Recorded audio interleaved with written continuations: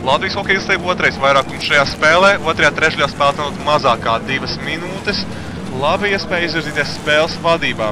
Domājams, nekas nebūtu pretī, ja Čehu hokejs uz noraidīto soliņu pavadīt nedaudz mazāk laika kā šīs 2 minūtes. Tikmēr neizdodas nostāties Latvijas hokejistiem Čehijas aizsardzības zonā un aiz Edgara Masaiska vārtiem ar ripu jau Georgijs Pujets.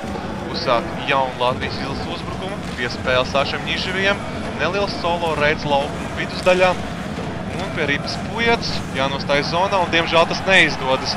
2 čehu hokejisti pret 1 Latvijas aizsargu, Rolīneks un diemžēl ripa vārtos. Zaudāti vārti vairākumā, rezultāts 0-1. Sprukts uzvar iemetienā, tomēr cīņa par ripu turpinās un Klepišs. Masaiskis glāb vārtus pēc Jakuba Klepiša metiena. Rezultāts joprojām 2-0 un Čehu uzbrukums turpinās.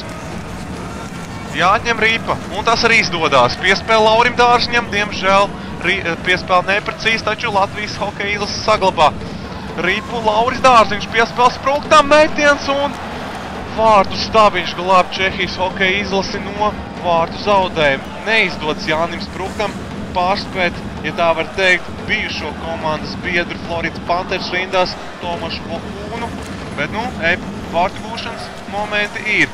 Piespēle Pečuram, metiens vārtī, rezultāts kļūst 1-2, kas neizdodas Jānim Spruktam, izdodas Sergejam Pečuram.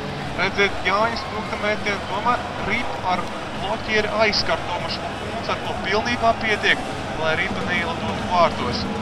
Un atstās pret vārtu stabiņu ripa. Tomēr redziet, pēc pusminūtes apmēram Pečuras lielisks metiens vārtu augšajā stūrī un Tomašam Vokūnam nekādu izredžu atvairīt šo metienu.